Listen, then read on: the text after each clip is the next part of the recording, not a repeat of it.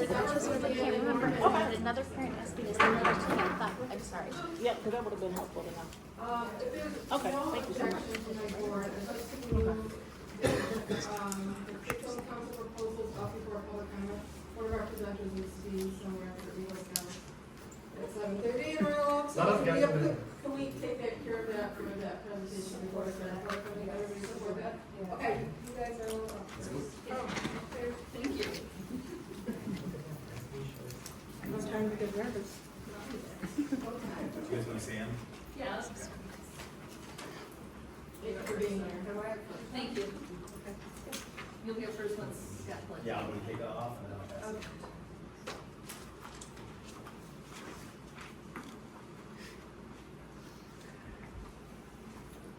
Good evening. I'm excited to have Andrea Cole with me tonight and Susan Robotnik. Andrea Cole teaches orchestra at the elementary level and the middle school level. Susan Robotnik does all things music at the elementary level. And Nicole Kutzik was also part of this presentation. She could not join us tonight. She's one of our general music teachers at the elementary level as well. And tonight we really want to talk about, we recently had a curriculum council meeting where we proposed a new model for our 5th grade elementary students for one of their specials. And so the goal tonight is to talk a little bit about how that aligns with our mission, how it connects to supporting students' needs and the opportunities that they want to be able to experience, so that they can find the right pathway when it comes to fine arts. Over the course of 2 to 3 meetings, this was our committee. We had Principal James Scrivo, Principal Daniel Spitzley, Nicole Kutzik, Susan Robotnik, and Andrea Cole. We met to really dig into some data, whether it was perception data from students, perception data from teachers, numbers of students participating in 5th grade band and orchestra right now, scholarly research about what it says about choice and giving students voice in their academic journey. And we're going to break that down for you tonight to share our recommendation. So first and foremost, the course description ultimately is we want all of our 5th grade students to have the opportunity to choose their elementary music special in 5th grade. Students would choose between band, orchestra, or choir for 5th grade music special. We already have band, we already have orchestra. The choir is the piece that is going to be newly added to that. So in the new exciting 5th grade choir class, we're really going to explore what it means to be positive and supportive while also building some really important musical skills and also having fun performing together. Students are going to learn fundamentals like healthy singing, to take care of their voice, music theory basics, stage performance techniques, sight reading, solo singing, harmony, and group singing. The class will perform concerts in public, singing and choreography, vocal music skills will be taught using a variety of games, technology, traditional methods, daily engagement and participation, and most of all, kids are going to have a blast doing it, joining in the community and learning how to be great musicians. And next, I'm going to pass it over to Susan. Okay. So last year was our first year really bringing back band for 5th grade and orchestra for 5th grade, and it was really successful. The kids were really, really happy. They're enjoying it. They're bringing it home. Their parents are excited. When they get to general music class, they want to share with me or the other general teachers. They're like, wow, I'm learning this in band, I'm learning this in orchestra. The thing that they weren't enjoying was also taking general music. So I started noticing, and I call it an unintended consequence, that I didn't anticipate that the kids that were taking trombone or cello were learning bass clef, but everything that we do is in treble clef. So in general music, we're reading in treble clef, we're singing in treble clef. I also didn't anticipate that my viola players are playing in viola clef, and they do not read treble clef. So some of the kids were kind of a little power struggle with me, and they were like, well, why am I doing this when I'm also learning this? And I was like, that's a good question. And that's how we kind of started talking about getting these surveys out. And it's a little scary when you're asking your students what they think about your teaching or what you're learning.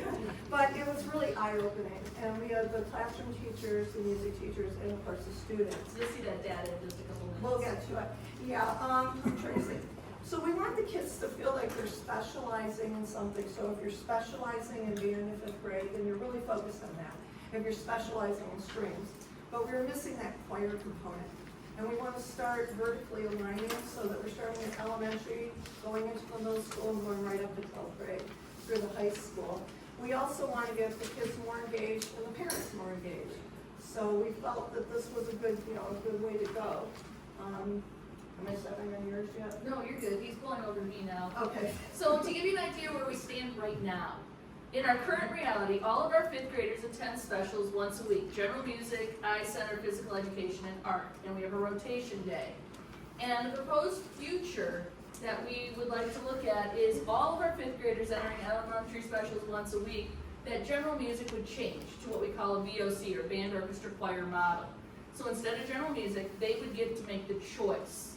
By giving our students the power to make the choice, we go off of some of the Marzano and the Glasser theories of choice, and how students take ownership in their learning. It brings in that family involvement, it brings in the community, and the option to work together. So we want to propose the future of going into that model for our students. Right now in our current reality, this band and orchestra program is what we consider a pull-out program. They're being pulled out of their I&E time once a week, which means that they leave the classroom. Some of the students are behind in the classroom, they're doing their enrichment and intervention classes, and our fifth graders head off for band and orchestra once a week. In our proposed future, we would not have to pull them out of that I&E class. We could then have them in band, orchestra, and choir instead of general music, therefore giving them those educational minutes back to their classroom teacher, and building a solid pathway for these students into our middle school, where we have band and orchestra, and building that choir program, and our high school choir, if we can build it all the way up to vertically align our district. Sophia, roll on. In regards to our curriculum, when we looked at this and we said, what is in our fifth grade general music curriculum, our basic overview, which is basically you're looking at our Michigan standards that we've broken out by our units, none of this would change. It's the exact same, whether you're learning a band, orchestra, instrument, or singing, or you're in general music, we are teaching the exact same standards. We're just doing it in a different mode, or a different means of getting there, depending on how the child chooses to learn. So that choice really pulls in, but it doesn't change anything here. So when we looked at our survey data, that scary number that we sent out there to all of our fifth graders, our classroom, our music teachers, everybody putting out their opinions, we asked our students who were doing both these at this time, would I rather attend band and orchestra only and not have to attend both? Well, those numbers up there, when we're looking at like 70% or a little more than 70% in the agree to strongly agree, that said a lot to us. That told us our students really wanted to focus more on that band and orchestra. And then when we asked them, would I rather be able to choose between band, orchestra, or vocal music choir, our numbers went even higher. The kids wanted that chance to make that choice for themselves. Not very many were on our lower end. Now, teacher feedback. When we went to our general music and band and orchestra type teachers, we said the general music teachers, I believe that the fifth grade musical experience model should continue as it currently is, 2.25 out of a 4. We had a 1 to 4 scale here. And then when we asked them, I believe that the fifth grade musical experience for students should have that opportunity to choose between band, orchestra, and choir, we got up to 3.25. From our band and orchestra teachers, 1.5 on keeping it in the current model, and a 4 to move up and offer choir. Now, I was a little shocked at that when we looked at that number and said 4, because by offering choir, we might be taking kids away from band and orchestra. It could change our percentages and how it looks. So that's a little bit of a scary step to say, hey, my program's going to be cut back a little, maybe I'll have some more kids going to choir. But we have to say to ourselves, what's best for that student? They need that opportunity to make that choice. We shouldn't be placing them there just because that's all we have to offer. We need to offer them everything. So when we combined it, it came down to a 2 versus a 3.5, and that led us as teachers to say we needed to move forward with this model. That relevant data, we looked at the numbers of kids in band and orchestra this year. Okay, Roosevelt, 68 of 77 students are in our band and orchestra this year. That's a pretty good percentage. Well, what, 75% or more, 80%, somewhere in there? Scotch, 68 of 104, or of 108. And Schiegel, 82 of 122 students are taking band and orchestra. Means our kids have musical interest. So why not expand that and give them a choice? And of course, we have our link, and you received our proposal, which talked about all of that. So that leaves us, I guess, with any questions. first a comment, thank you for having the courage to ask the question. And that's not always an easy thing to do. I think this is wonderful. I think you cannot force kids into musical instruments, and offering them the opportunity for vocal music, I think is fabulous. But even better, not having to pull them out of their enrichment and just building it in, everybody has this time, pick one of the three. I think that's fabulous. So I'm totally in support of this. I like it too, I like starting off early where they can choose to see where their interest is, so they can still make a change if they want to when they get to middle school. And then I do have another question, a particular question. What's treble clef? Okay, trouble. When we read music, if you look at piano music, the music on the top is written in what's called treble clef. It's called our G clef, and it tells them which notes they're reading on the lines and spaces. Bass clef is for the lower notes, and that's on your left hand down there, and it reads differently. The lines and spaces are actually different letters, so they don't align together. And then right down the middle, those poor viola players, I envy those kids who take viola. Their mind is thinking a little bit different. It's really cool to watch how they think, because those notes are in the middle and they don't make sense to the one above or the one below. So our kids are actually getting hierarchy thinking by reading music and learning these different things and how they all work together. That collaboration of all three clefs coming together in my orchestra is amazing to watch. You understand all that, Nick? Okay, you're reading French, you're reading German, and you're reading Spanish, and you gotta put them all together. You gotta understand each other. First off, if a scout mom and a member of the Order of the Arrow comes in and says it's a good idea, it's a good idea. And second, my daughter Anna, who went through choir from 7th grade all the way to 12th grade, said this weekend that she wished she could have started choir in 5th grade. Again, it cinched the deal for me. So just one question.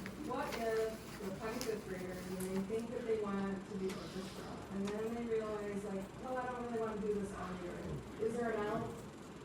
There is not necessarily, because it would be in the special rotation, there's not necessarily an out, but there's always the discussion of what we could change to.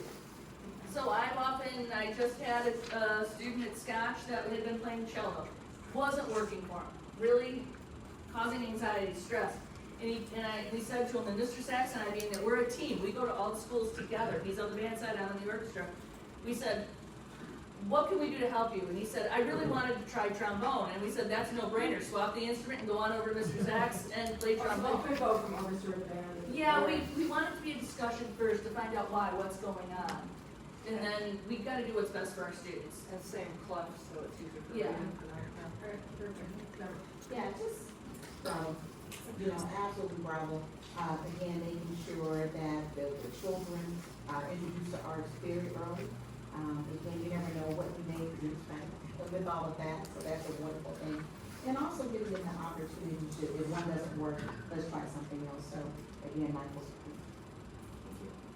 So we will take action at the next meeting, which is on the 18th. Thank you very much. Can I just say one thing before we wrap up? The work that these two and Jesse and Linda and Nicole have done behind the scenes to make this possible. When I think about where we were 3 years ago, not even having an opportunity for this, to actually building it into our school day so that all kids can have that opportunity, and the time and effort that you put into it is absolutely blown me away. And I'm so appreciative of that.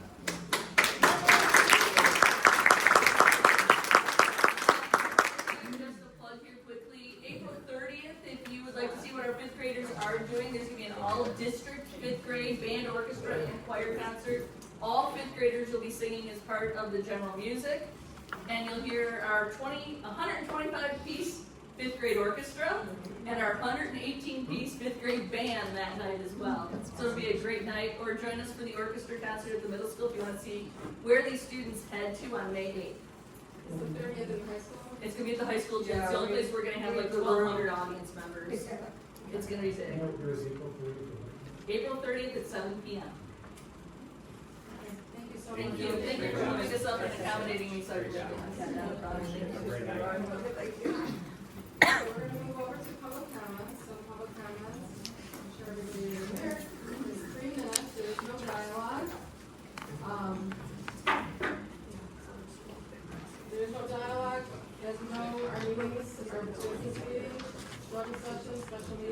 are conducted in public and always offer an opportunity for public comment. We're going to start the first one this evening with you and Senator.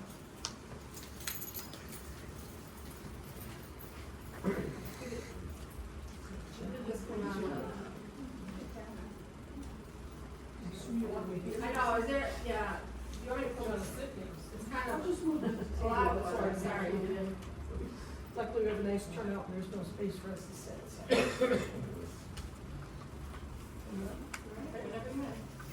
At the February board meeting, my husband spoke about my daughter's FOIA request, explaining why the district should release their lawyer's decision on raising Roosevelt School, which claimed demolition was the only way to prevent the charter school from using the property. This process started when a written legal opinion from the lawyer for the Michigan Historic Preservation Society had a contrary view.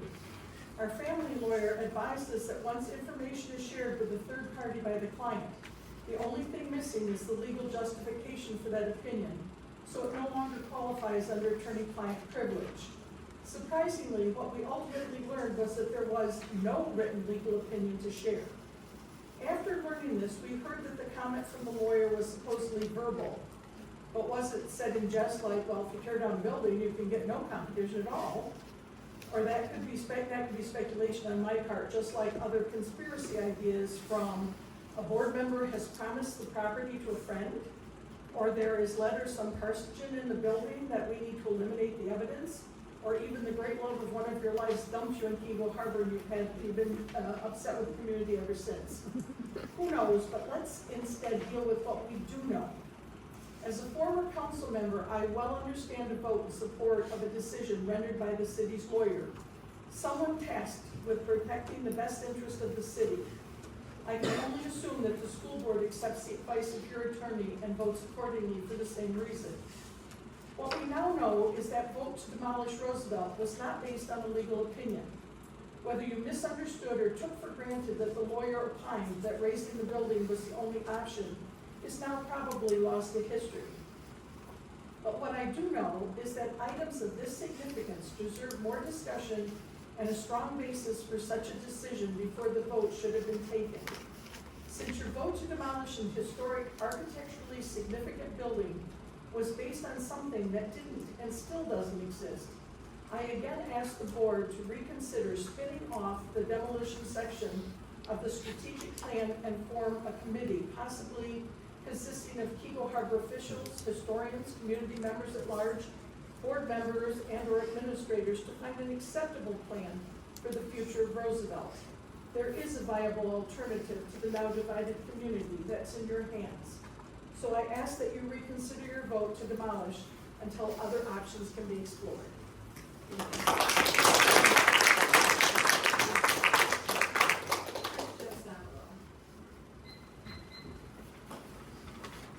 We have a special guest in the house. Dr. Hirsch's mom is here.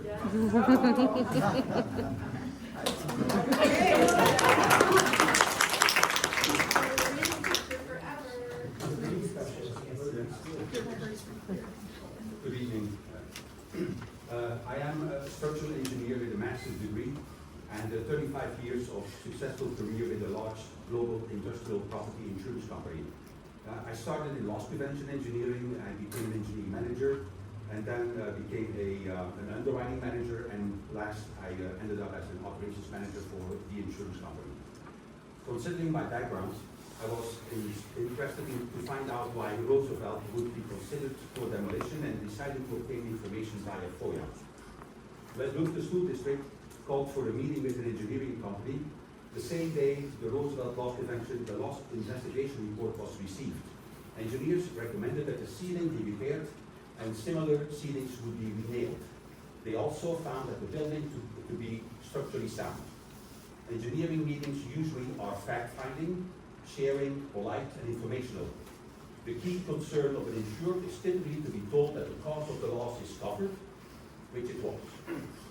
After this July 22 meeting, the school district did not respond to the request from the engineering firm for feedback. But the engineering report was never out there. The recommendation stood.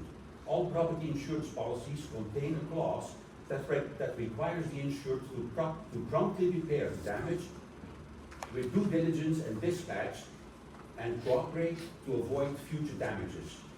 From experience, if there is inaction by the insurance companies, give reminders and follow the recommendations up to a notice of cancellation for non-compliance. 2 months after the loss and a few months before the preparation of the bond proposal, the accounting firm Plant Moran got involved and reminded the district of that non-conclusive engineering meeting and asked for assistance on 4 needed actionable items. First was the need to decide on the future of the building structure and the need for an evaluation of the market value in case the district wanted to sell it. The district only recently complied with the second recommendation, is 2 years old.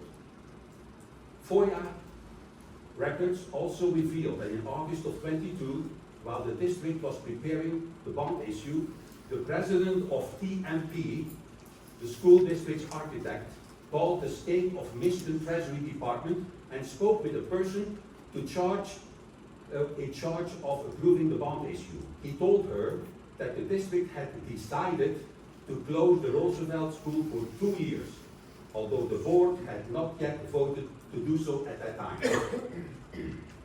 He also told the Treasury Department that the building was no longer structurally sound, in direct conflict with the engineering findings.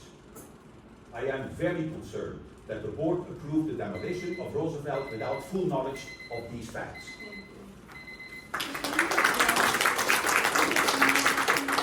Can you email that to me? I can give you a copy. Okay, thank you. Okay. Okay, Kirsten.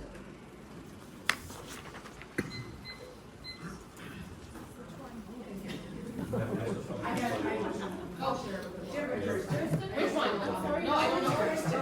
Which Kirsten? It's you. Oh, I'm sorry, Kirsten's not. So, no problem. I love it. Great name. Kirsten?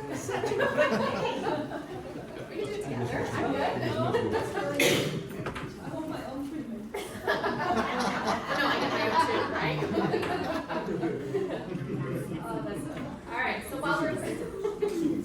while reflecting on her tenure at Ferndale School District, I quote, "We just listened," said Bozzi. "This allowed our community to fully drive the process and provide us with a plan that they were passionate about.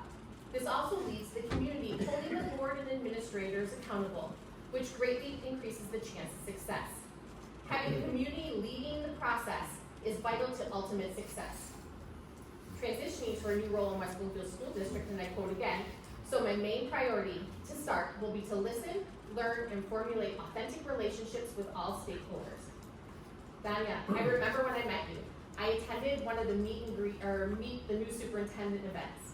There I shared that I liked Ferndale had 6 C's, one being community, and that I hoped that you would bring community into the West Bloomfield School District, something that was missing and currently still lacking.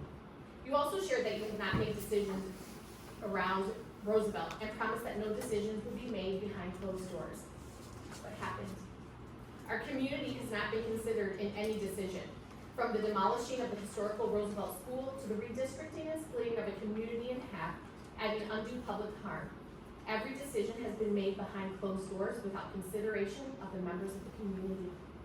And while we don't identify community as one of our 4 C's, our belief statement states, positive community experiences and relationships are key to student success. So tonight, I'm asking you all to pause, shift, and change course. I'm asking you to once again to listen and connect with your community. Partner with us. We have demonstrated time and time again that we hear you and we have solutions. I believe contributors plus critical thinkers plus collaboration plus communication is community.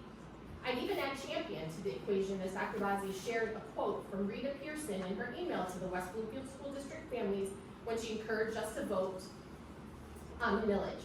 Every child deserves a champion, an adult who will never give up on them, who understands the power of connection and insists that they become the best that they can possibly be. Let's be that champion. Be that champion always for all of our children. And if you listen, truly listen to your community, the community is that champion. See and listen to all of your community so that every child can be the best that they possibly can. So in closing, and I quote again, we just listened. This allowed our community to fully drive the process and provide us with a plan that they were passionate about. This also leads to community holding the board and administrators accountable, which greatly increases the chances of success. Having community leading the process is vital to ultimate success.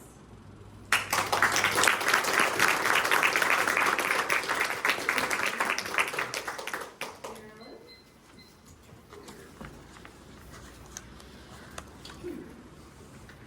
Thank you. After that passionate speech, I feel like Shirley Temple doing a Richard lollipop.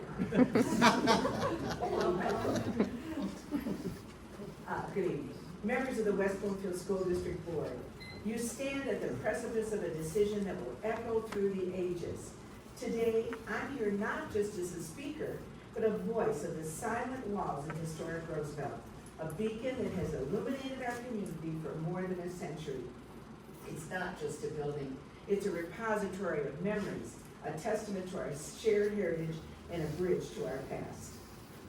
As a school board, you have the power to be our knights in shining armor. You can stand up for what is right. You can protect a piece of our community that's the soul of our community. By voting in favor of saving Roosevelt, you can cast a vote for memory, for history, for the countless stories that have yet to unfold within its timely walls. Please consider the value of preserving a historical structure from a renowned architect, Robert O'Derrick, who was the favored architect of Henry Ford. He designed the Henry Ford Museum. Imagine, school board, not now, but in 100 years, when our descendants look back on this moment, they'll look at you as not as individuals, but as visionaries. People who understood the intrinsic value of our past. They'll walk through Roosevelt. They'll touch its walls. They'll feel the weight of our history, knowing it was your courage that preserved this cornerstone of our community. It's about more than just a building. It's about bringing Camelot back to the community, about reigniting the flame of a collective memory and shared experiences. It's about honoring our past as we pave the way for a future. Roosevelt is not something we demolish, it's something we cherish.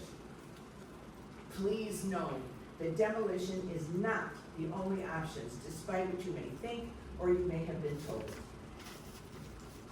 Other options to prevent charter schools are out there.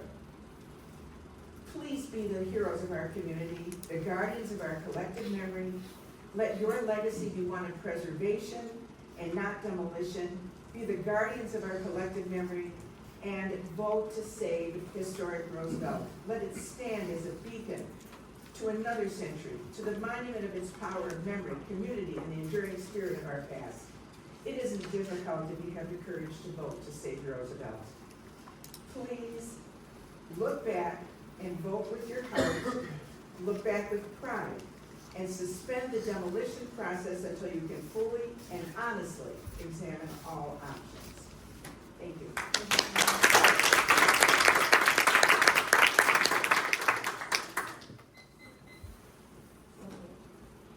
I'm sorry. Amber Baker.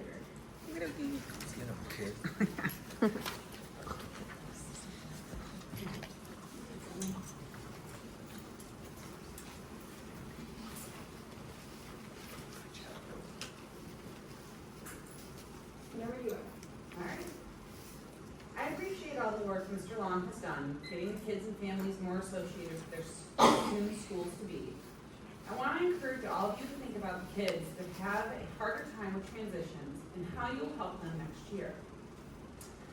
Last week in Little League, I was waiting for my team to arrive, and there was a boy that came in shouting, I asked the other boys why this boy was crying, and the one said to me, because the school is closing and everyone's going to other schools, and he got a really sad look on his face. My son has a very hard time making friends. He's only had 2 friends at Doherty, while he's there, and he only has 1 friend at Roosevelt. And that friend at Roosevelt is not coming back to the district next year. So he's gonna have to start at ground zero with friends. And I'm sure he's not alone. This is district-wide. Kids are being split up from their friends and at all the schools. Also keep in mind, there's a good chance that students won't know a single staff member in their new school. They won't have a single trusted adult at their disposal to talk to. How can we help these kids with their transition? How can we help them foster friendships with staff who don't even know them? Thank you. With staff that won't even know half the kids or more. I ask that you think about this because they need your help reestablishing what they should already have but won't because of redistricting. I'm not saying that I'm not saying that it's not for the better in the long run. I'm saying that we need to help the kids now that are most affected by the transition. I would really like to see the administration work on team building in the next school year. Have fifth graders meet the kindergarten like the Scotch students do with the preschooler. Have the building, have team building exercises in the gym to build friendships and camaraderie and community. Have the first through fifth graders line up in a relay race to pass balls through their knees. Have smaller groups meet and accomplish a task together. These are just a few ideas. I would also like to request again that you not demolish the Roosevelt building, and be that building's future and not demise. Also, please consider moving the Chico play equipment to the Abbott instead of putting it in the dump. It's still good equipment, and you know that the kids can and will use it the next 5 to 7 years at that building. I think the kids are worth that type of investment, don't you?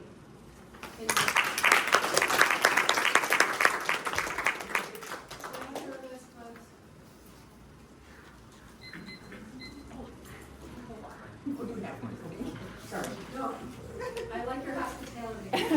Thank you.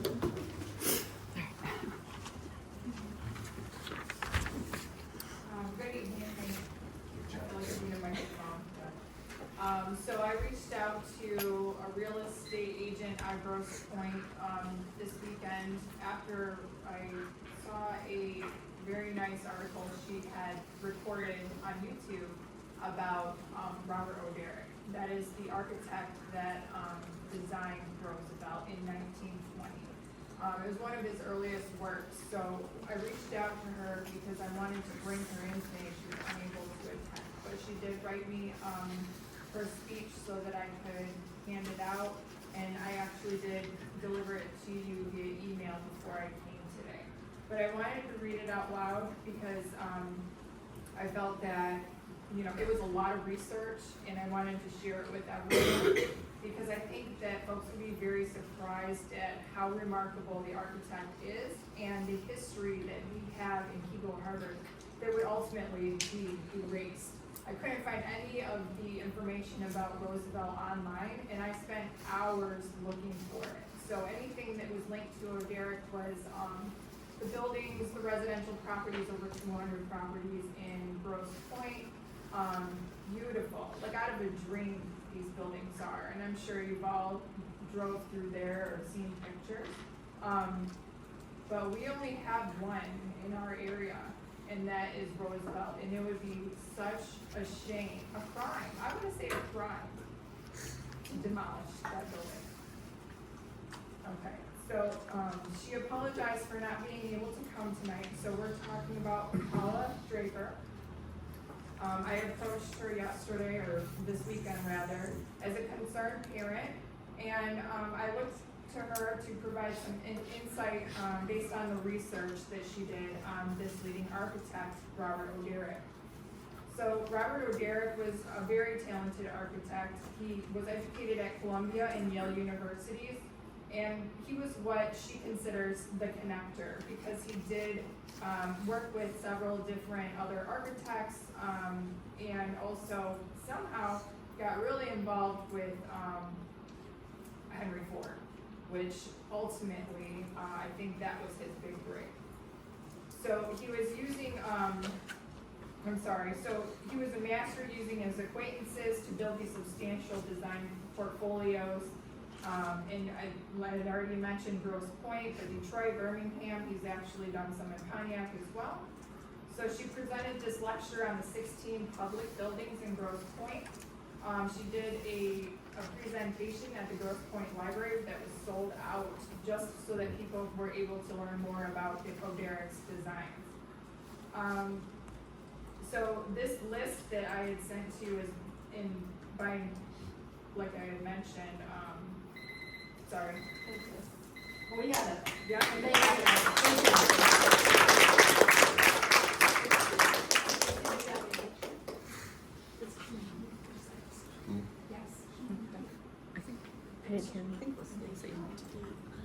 Can you repeat, Stacy? Thank you. It's so loud, yeah.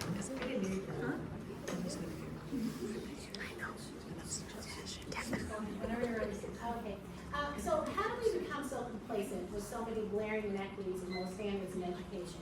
Which ones might I be talking about? Well, for starters, the inconsistencies in how this district allows some elementary schools to build community with one another as a part of an equitable educational experience, while at the same time intentionally censoring and oppressing others. Why is it that the school that's being oppressed just happens to be the only Title I school in the district made up of Black, brown, non-English speaking, and disadvantaged students? Then I asked myself, how is this district in a known steady slide downward in student proficiency, but also refusing to take any care in ensuring that students and teachers can rebound from all of this rush movement for the construction of buildings? As it sits, all buildings won't be ready for the K-5 situation across the board.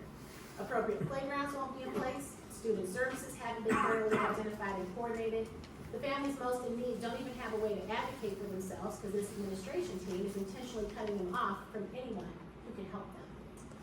Let's move on to these school change forms.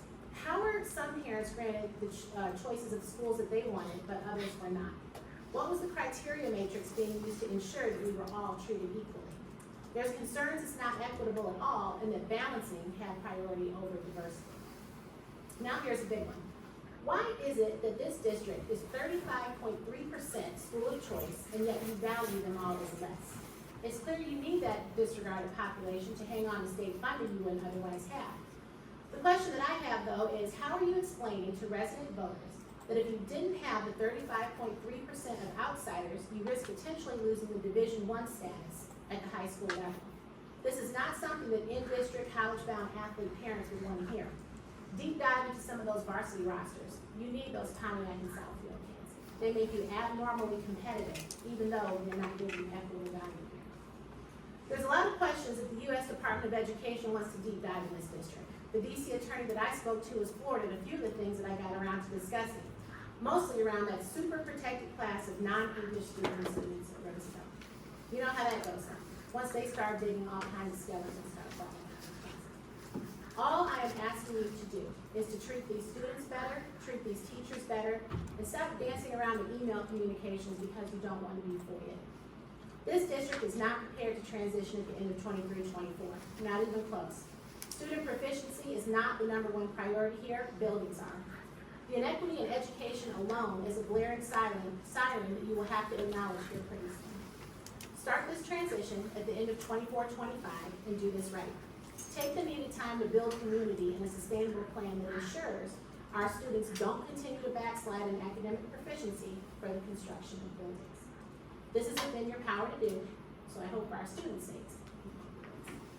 Wow.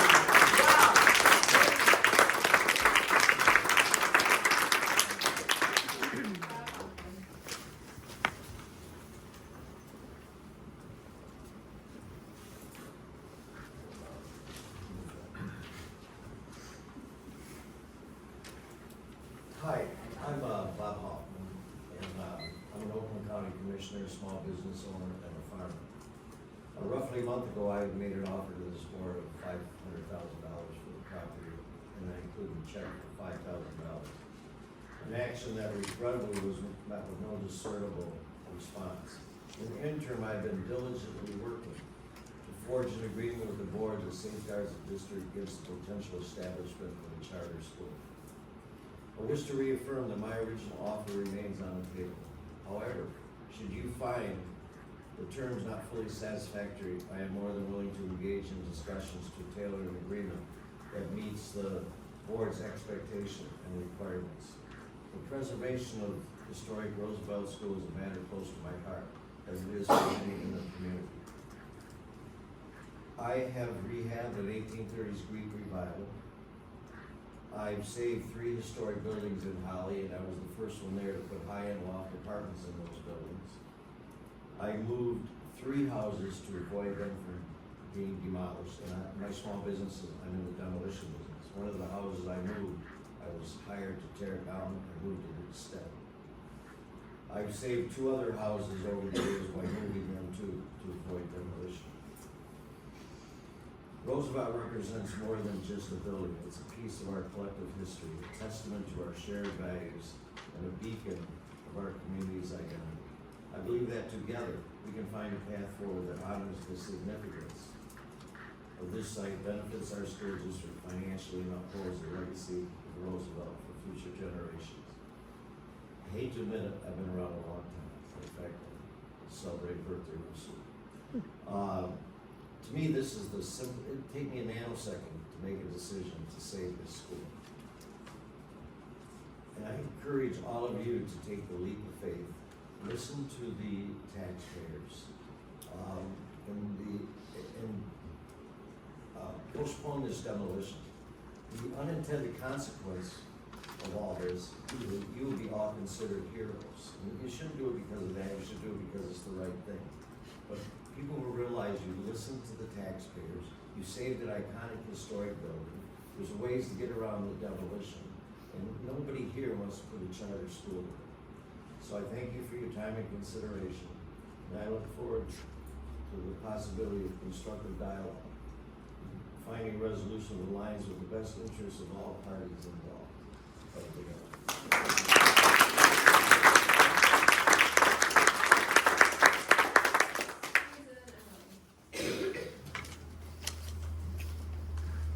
How do I follow all these people? Oh, God. I actually wrote my speech and rewrote it about 10 times. But here we are. I shortened it for you all. What is the most valuable resource in the West Bloomfield School District? The people, the children, and their families. Retaining that population is key to the success of the district. We, the community, elected this school board to represent us. How do you know how to best represent the community? You ask us for community input. That's why we're here. We're here for you because you've invited us for community input.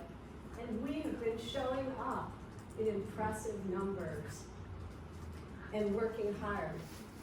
When you proposed demolishing Roosevelt, the community organized as never before to fight it. People from West Bloomfield and all the surrounding cities and beyond have joined forces. Politicians and the news media have joined us. I was taking a walk in Sylvan Lake today with my t-shirt on, and 2 former teachers from the West Bloomfield School District stopped me and thanked me for what I'm doing. I find that everywhere I go when I wear my t-shirt. Speaking of resources, according to the EPA, the US EPA, it will take 65 years to recover the resources wasted if you demolish Roosevelt. Substantial financial resources, including taxpayer money, will be wasted as well. This building can be sold and repurposed. So we stand before you as your greatest resource, pleading with you not to destroy a historic, beautiful building for absolutely no valid reason.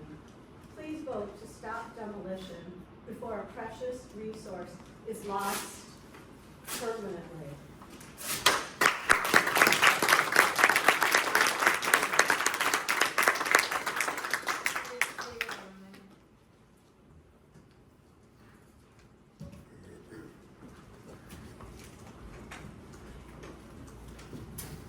On September 18, 2023, Roosevelt was on trial for a crime it never committed. The crime was stealing students from West Bloomfield School District. The jury was not picked supporting Kego's roots that Roosevelt deserved. In fact, the case was developed against Roosevelt with 9 people that don't even live in the district.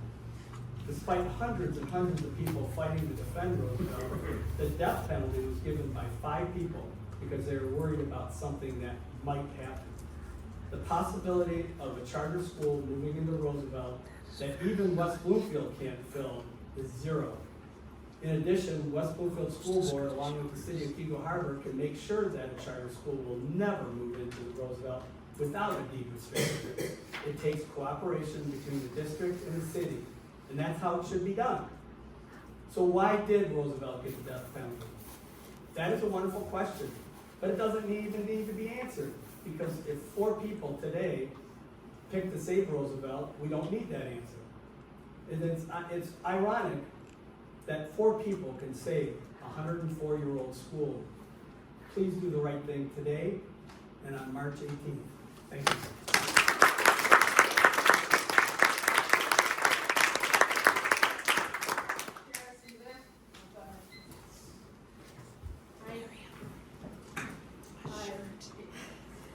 Okay, so, I didn't write anything down, but I've been coming to all the meetings, so far. I haven't spoken because I've been a bit shy. Roosevelt matters to me a lot. I walk by it every day, I drive by it every day.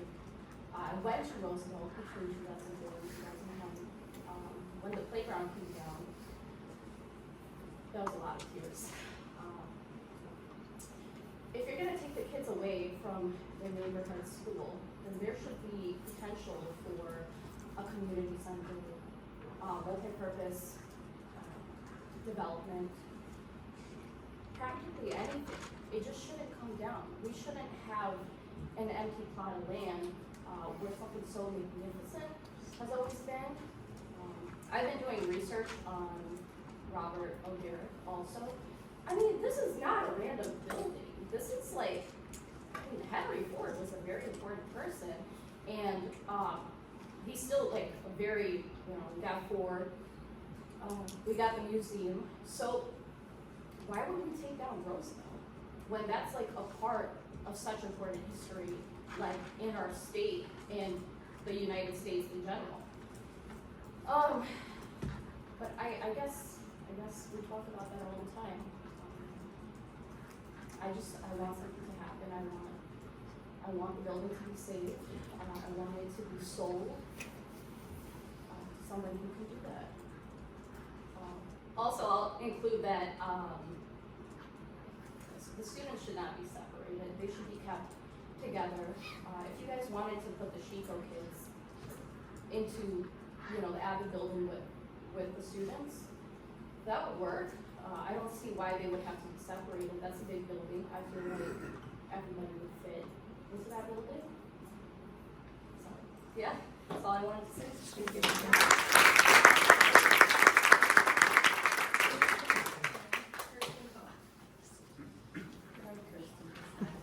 You guys spell the names Different, yeah, we do, yeah.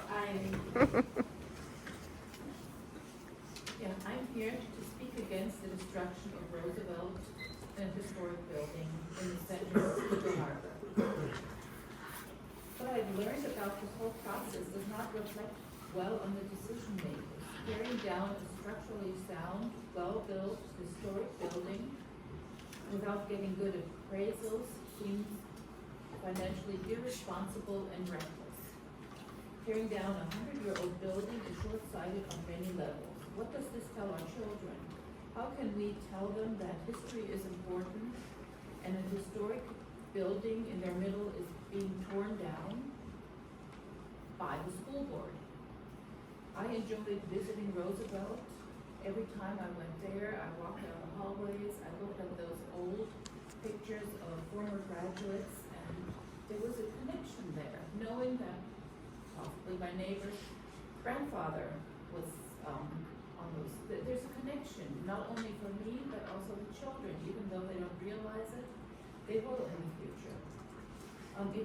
This building is a powerful connector to the past. I mean, we all visited, or many of us visited Europe. We admired these old towns, and I'm not talking castles and palaces. I'm talking the old buildings in the town centers. We know that a lot of history happened there. We admire that. We are interested in that. And we also have other buildings in Detroit, Fisher Building, the Guardian Building. They're all the same age as our school. And nobody would think about tearing them down. And Roosevelt should have a chance to be there 100 years from now. It's structurally structurally sound. And I think your names can either be connected with saving the school or tearing it down, and future generations will not have this connection to the past.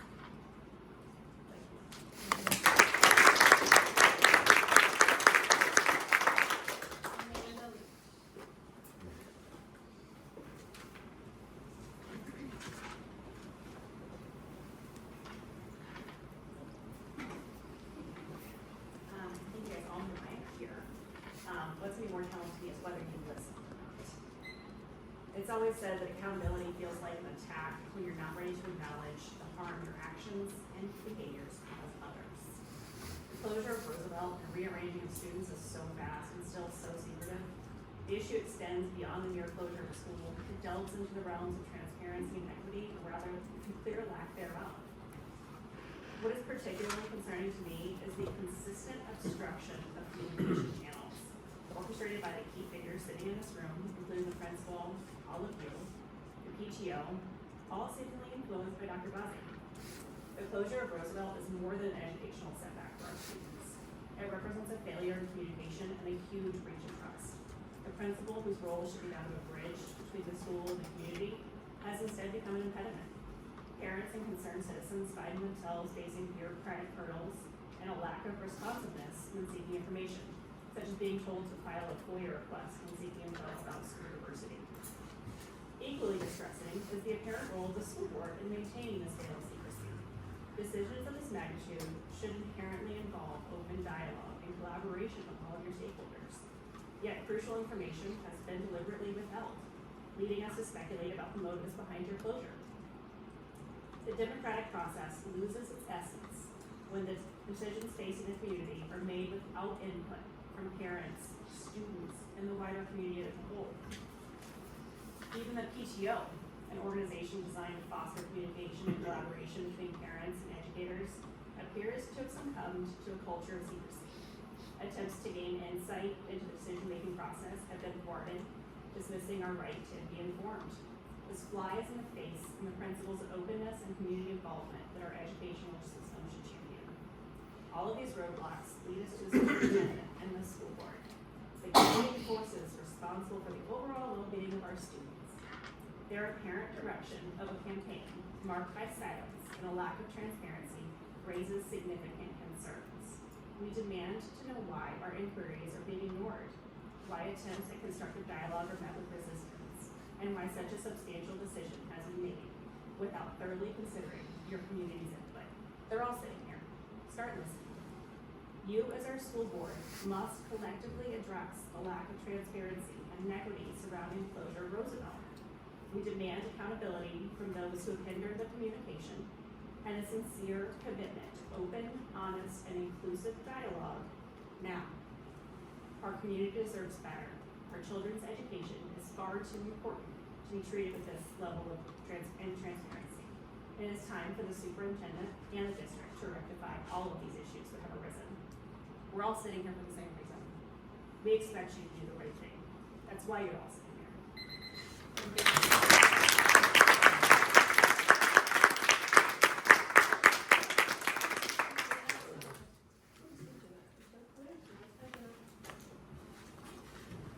Hey guys, happy Monday. Middle schoolers did a phenomenal job this weekend with their lab at high school. It was unbelievable. And then I'd also like to ask you guys to have the humility and to please get into integrity, because the school district is lying to the community. I live in West Bloomfield, I don't live in Hugo Harbor, but my grandkids are going to graduate with them. So they're my community. And it needs to be fixed because it has been tainted with either lies of commission or omission and outright lies. And it was the past superintendent, it's the superintendent we have now. And I'd like you guys to fix it. That's what you guys are here for. Fix it. Stop lying. We can't move forward with lies. I'm just one. I'm not as well spoken as everybody. Oh, yes, you are. I'm just going to be blunt. It's my personality. in this district, I wanted to be a success.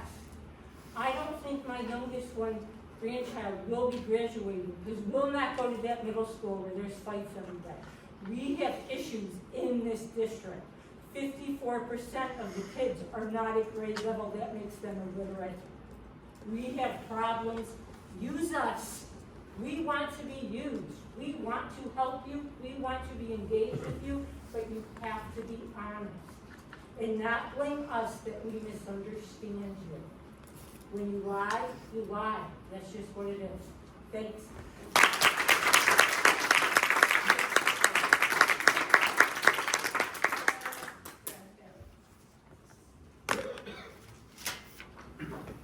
Liz, is there any additional?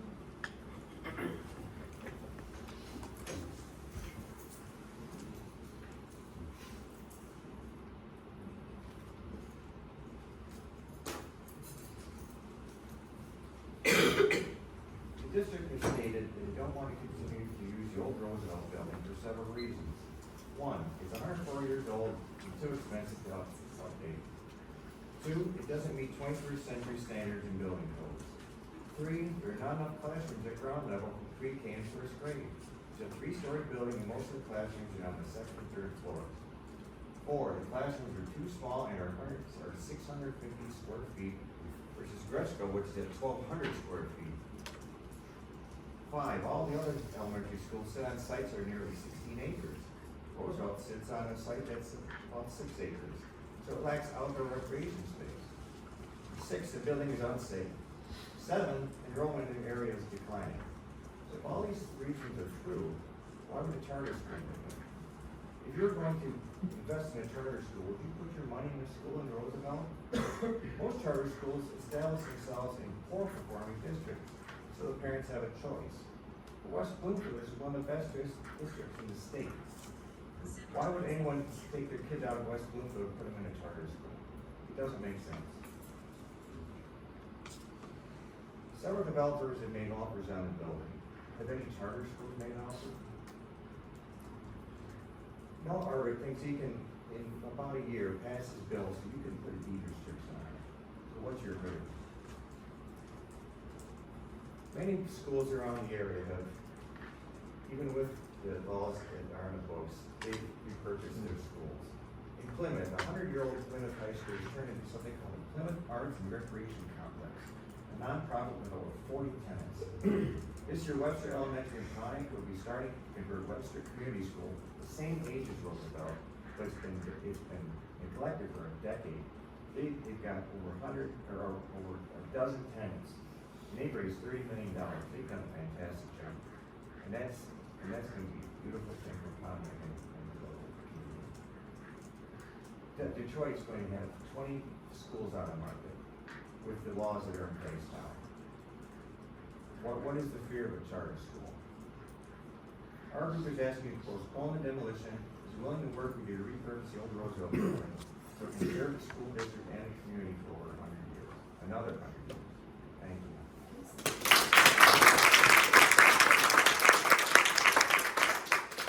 Last but not least, David, question.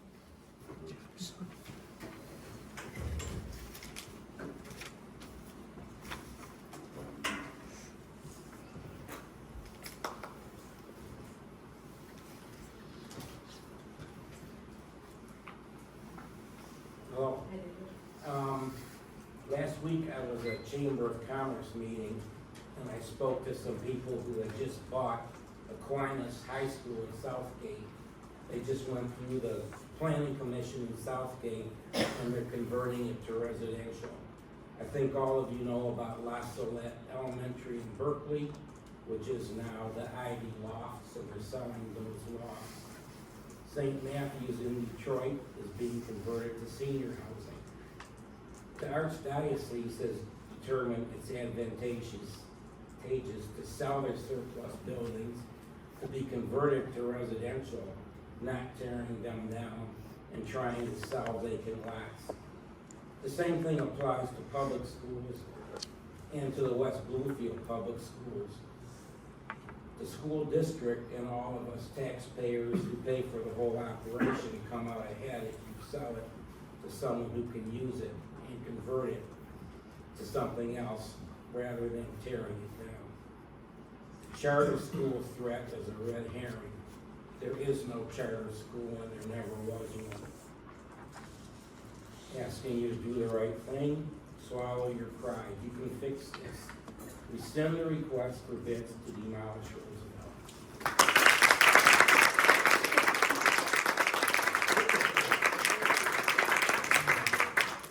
Thank you, everybody, for being here and sharing your public comments with us.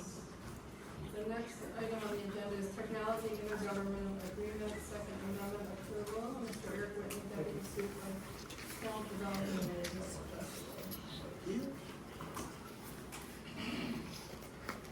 Thank you very much. So board members, as you are aware, we have an intergovernmental agreement, also known as an IGA. With Oakland Schools, they provide IT support for the West Bloomfield School District.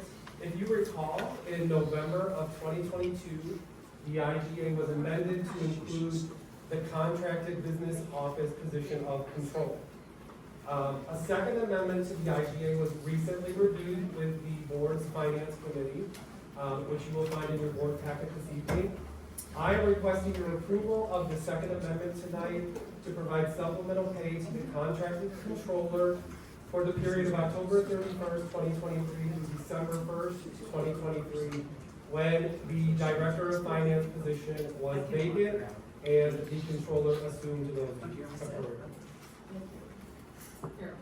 I move to approve the intergovernmental agreement, second amendment between Oakland Schools and West Bloomfield School District as presented for inclusion 3. A second, vote. Motion to approve the intergovernmental agreement, IGA second amendment between Oakland Schools and the West Bloomfield School District as presented for inclusion 3 has been moved and seconded. Are there any questions or discussions? All those in favor say aye. Aye. All those opposed say no. Motion passes 7-0. Thank you very much. We did curriculum council. We're moving on to number 5, which is a discussion about the Roosevelt demolition and asbestos abatement bid. James Gallimire, Assistant Superintendent of Operations, and Aaron Dennis, Project Director for Office Construction Roosevelt.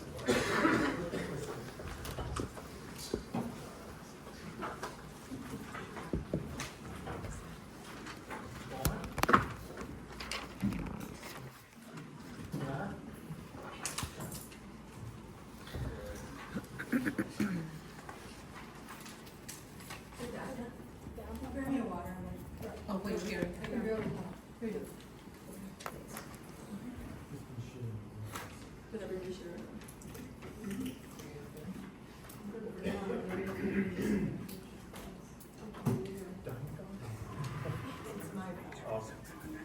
Good evening, everybody.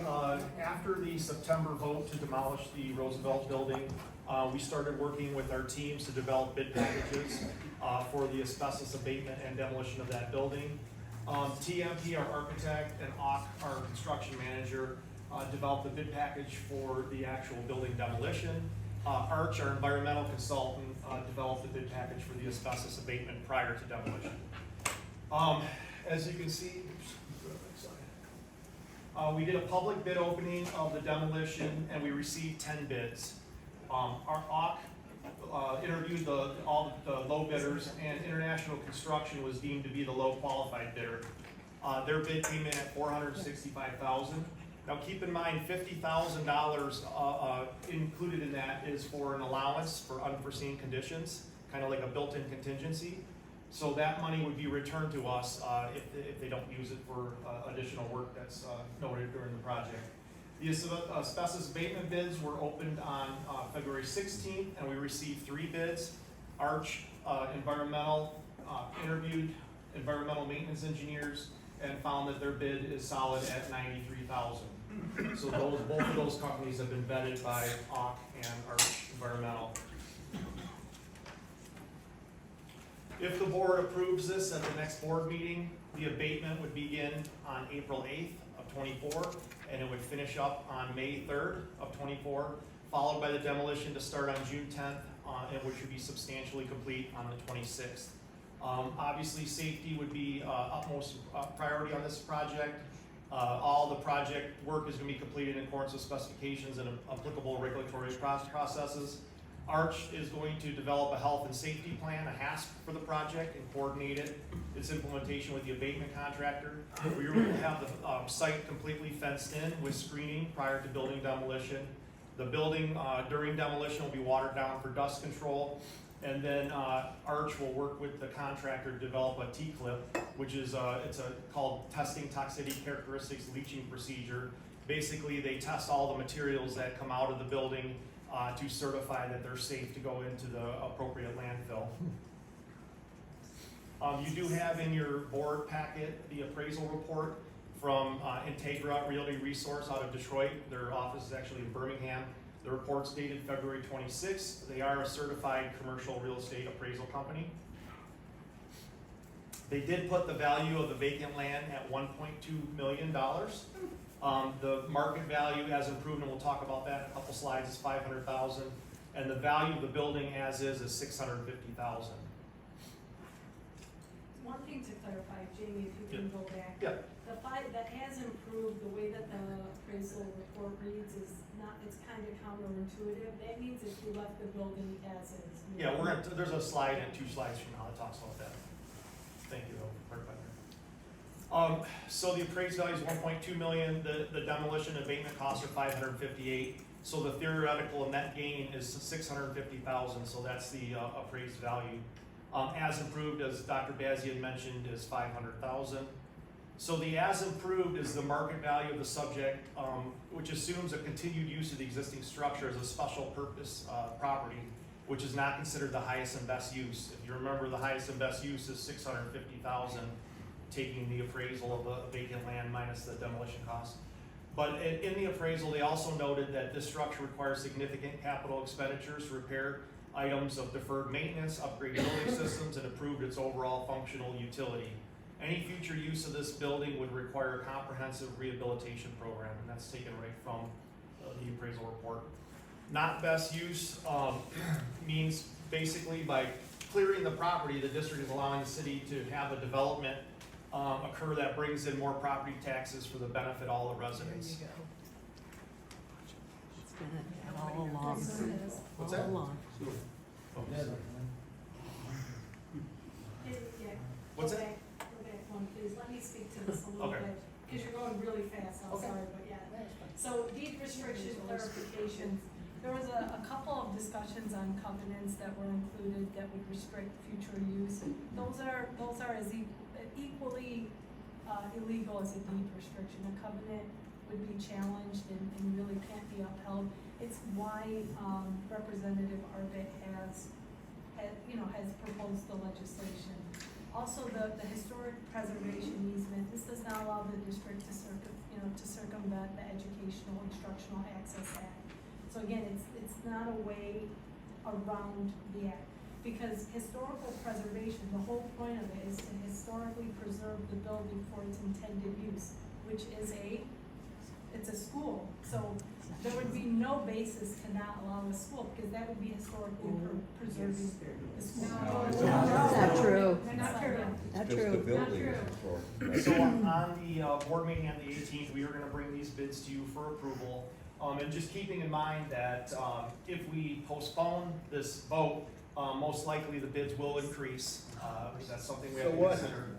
And then the appraisal does support this decision, as the bids came in better than what was originally estimated. If you remember, back in the day, AUK had estimated about $730,000 for the demolition plus abatement. So the bids came in substantially less than that.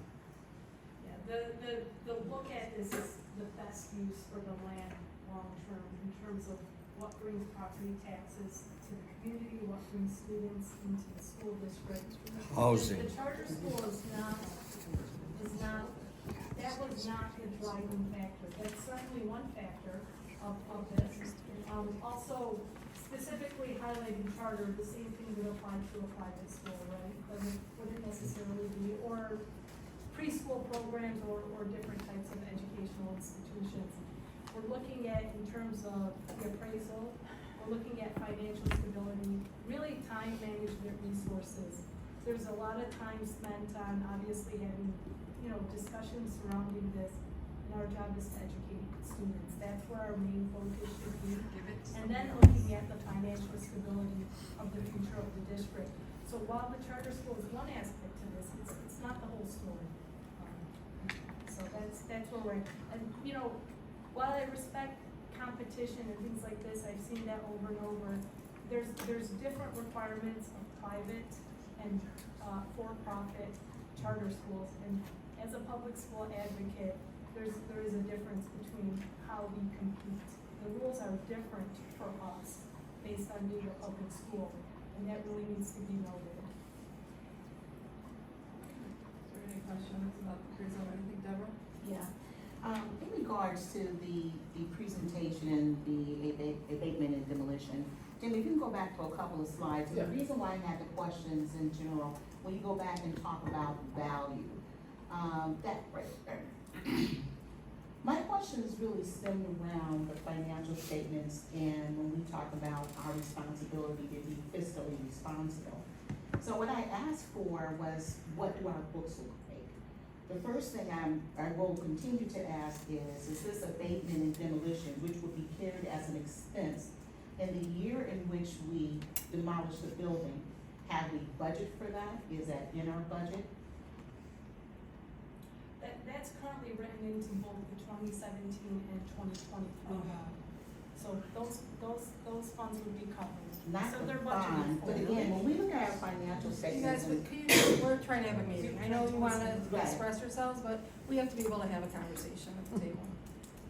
So when I look at, again, when we look at both sides of the ledger, so we have an asset that sits on our books, and it's on the balance sheet side, right?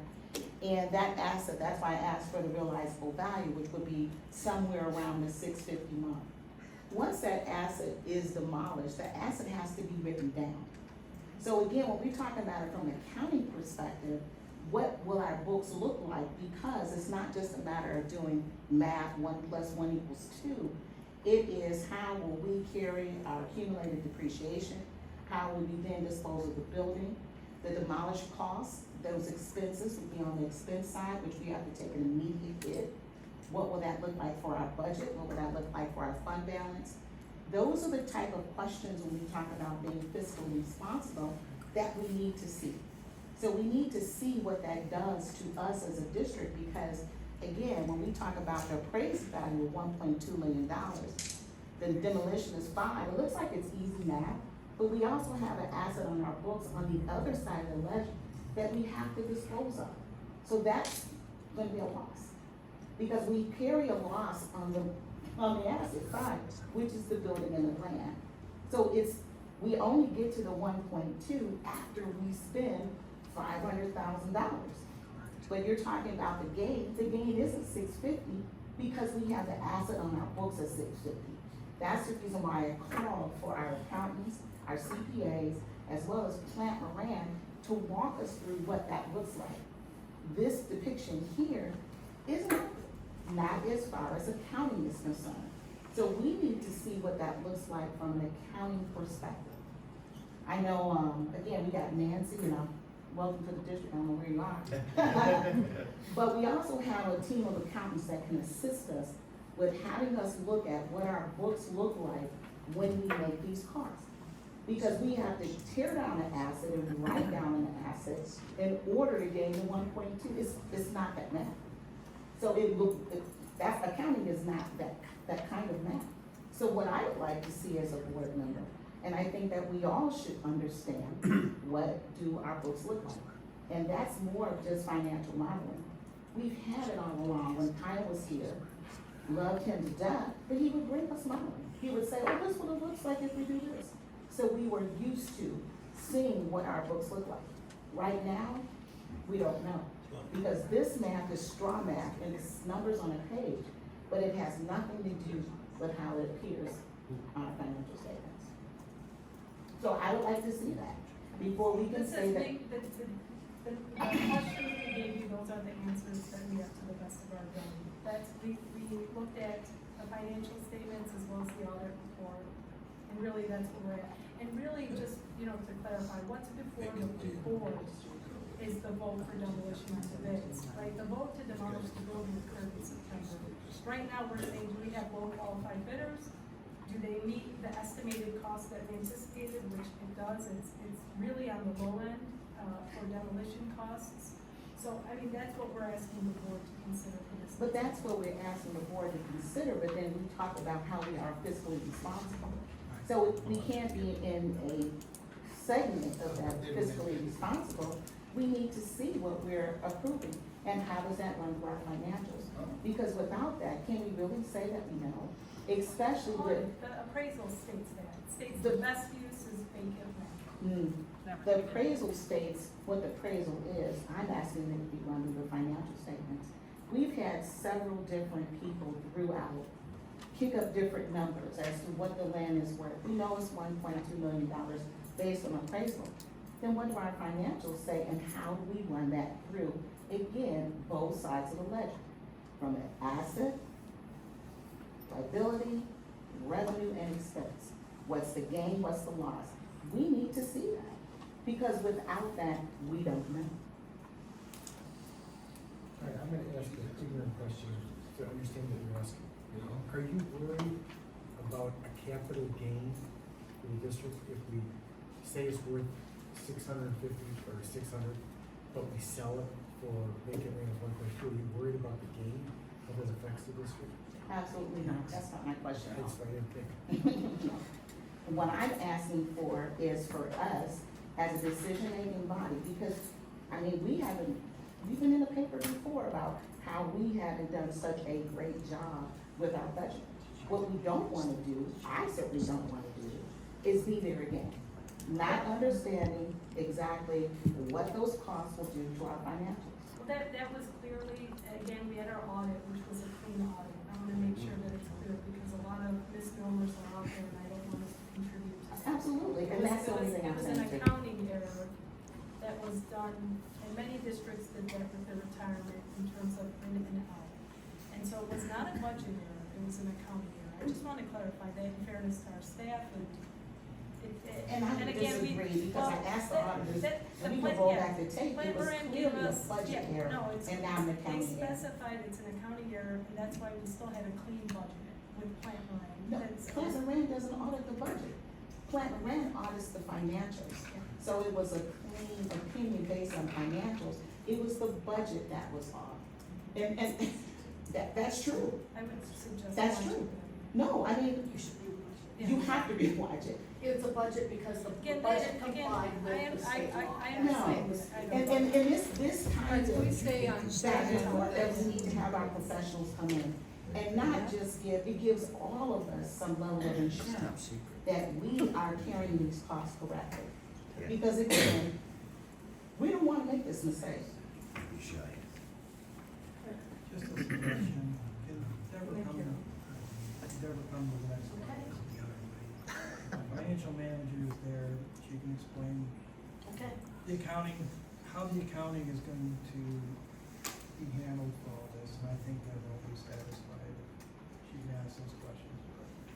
And I would like to bring that back to the public as well, though. I don't want me just to be satisfied, I want us all to understand. And so I think that they can give a short presentation just to satisfy us all, just to say, yes, moving forward, this is kind of what we're looking like. Versus having a conversation and again, being accurate and correct.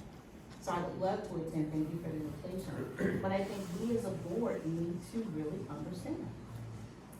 I think it's fully appreciated, so I'm trying to figure out how that makes sense. would be left at under your building. Yeah, I think it is, but it's a question. Yeah. I don't wanna make assumptions. Consensus should be. I mean, I don't wanna make an assumption. Okay. Okay, so I'm just gonna stick on this slide because that's where we're at. Using it as improved value is a bad idea. Number one, because it's first, an appraisal is a snapshot in time. It has nothing to do with the market and marketability of it. This building has never been marketed. And this assumes continued use as a special purpose property, but that's not gonna happen. That's not. This was just handed to me, our most recent offer is now $642,000. There you go, from Mr. Hoffman, but that wasn't my point. So, before that, it was above that amount. So these numbers are painting an inaccurate picture. If we're up to, before that, I believe the highest offer we had without marketing was $570,000. So again, we're above that. But it was appraised at $650, and if we marketed this building, there is no reason to believe that we could not best that $650 in my mind. And until we market it, we don't know that, okay? That's when you open the door now to a whole bunch of other things. Well, wait till the legislative report, and I think we can address that in the legislative report. I'm trying to keep things on the agenda where they belong, okay? Literally, if you look at it, the $650 that the building was appraised at, and forget this $500,000, because again, that's not accurate. You're at it's a wash, whether we take the building down or not. Now, I need to get back to the strategic plan, because the strategic plan required a long-term master operations and facility plan. The facilities bond, the 2023 bond that was supposed to be based on that assessment has no mention of the Roosevelt property. So why are you in such a hurry to take this down if we don't have what you're gonna do? What's your long-term plan for that land? Is it to sell it? Is it to repurpose it? It started out as soccer fields. Tell me give me your strategic plan. Where are you? Because our decision-making needs to be driven by the strategic plan. And then I still have one more thing to deal with it, but I'll allow you to respond to that. Because I need to understand why we're doing what we're doing. And I need for it to be fiscally responsible. And right now, You don't want to answer. I'd like to go on to one more question, real quickly. And I have an issue with the bids for the abatement. Because one of the questions you asked had to do with MIOSHA violations. Never in my career have I had a MIOSHA violation. The low bidder has had, it appears, 3-4 of them just since 2021. If you are in this business, okay, MIOSHA does not stand over us while we are building or tearing down. They just don't. The fact that they show up and they can find, I don't care how minor these were, they found violations. That is troublesome to me, and I will not support any company that has those sorts of violations in the past 3 years for this type of work. This is a safety issue for our community and for the laborers that are doing this work. And so that is a huge red flag to me. The other, the second low bidder had a couple of them, but they dated back to 2018, and he is currently disputing a 2021 bag label violation. I can, if I had more details, I may be able to support that, but I am not supporting any abatement that has these kind of MIOSHA violations. Again, it's a safety issue for this community and for the people doing this work. So again, can you just go on to explain what MIOSHA? So, okay, so we all know. So that's Michigan Occupational Safety Health Administration. Thank you. Yes, and they watch, and they're the watchdogs that make sure that we have rules that we have to follow. I have them when my roofers are up on a roof; they have to be tethered. When you're doing this kind of abatement, you have to have the right protective gear. You have to have your decontamination showers. You have to have everything bagged. Everything has to be done by this book. And for you to get MIOSHA violations, that many violations, when this is your business, this is what you do for a living, that should really concern everybody sitting at this table. Because it concerns me, and I don't care if they were not major violations. A violation is a violation is a violation. So in essence, you're saying that can bring about risk to the district? 100%, and to the community. And to the people, People working on this. and to the people work well, but again, we don't know that they're not gonna release contaminants into the air either. Because again, if this is what was seen by the MIOSHA inspectors, what else happened to the inspectors? Because they're not there all the time. As long as they caught. Is what they got caught. Exactly. Does it list what status violations were? It was all in your paperwork. Yep, it tells you, well, it gave a little bit of detail, but not enough. Yeah, I didn't know if It it gave a little, like, one was not a serious violation, but yeah, the violation is a violation. I got rules, I follow the rules, and this should be very troubling to all of you. But, again, I'm still getting back to the strategic plan, and I won't be approving any contracts for demolition until I actually understand some of, where we're going and what we're gonna do aligned with the strategic plan. I will say that in the appraisal, it definitely, talked about, and I know all the offers that were discussed coming our way were all for mixed use. That was for, residential. Neighborhood residential is what it's zoned for right now, neighborhood residential. So at some point, and I don't believe, the planning commission of Kego has taken that up yet, but almost everything that I've seen has been mixed use for, which would increase the value of significantly increase the value. Maybe that's why it hasn't been changed yet, I don't know, but it's, I mean, the 1.2 could be significantly higher if it was mixed use. But so could the 650. I mean, and All of it could be, these numbers could go right down the. Well, all of it, because it's depending on Exactly. the last number. As well as the demolition cost, which has to be expensed in the year you take down the building. So again, we're talking about $500,000-$600,000. I think we understand the expenses, I think it's more about the unknown of when we eventually sell it, when Kego will have to be part of that discussion of redevelopment for that area. It's I mean, only hand in the hand. expense and the write down of the It's part of the asset. conversation now. That's with all due respect, having this, bubble here at this table is wrong. We need to talk to our community, I mean, we've heard from the community, we need to be talking to our community leaders to say, okay, what are you thinking about rezoning? I think rezoning this property is a slim and no. And believe me, I don't say that very often. So to be clear, we're suggesting if they rezoned it, the value would increase possibly while we still held the property. They probably wouldn't rezone it, unless they knew that there was a sale pending. I can't imagine, why would they take it up? But again, it's part of their TIFA district, and they're trying to do something. They're trying to do a walkable downtown. They're trying to make a walkable downtown. This is not gonna be single-family homes. It's just not. I'm a single-family home builder. I would never build on that property. There's not a It's- space. Well, and it's. But that's the value that they use, the But single family, it was 6,000 square foot, 50-foot fronts, I mean, that's how they value that property, because that's how it's zoned right now. And- Let's just be clear about that, that is But how again, they came up with the But you value. also have offers that are higher than that already, so again, let's take that, and that's gonna be a standing building. So are you saying you want us to contact the city of Kego and ask them if they would allow rezoning? I think that should be part of the discussion, yeah.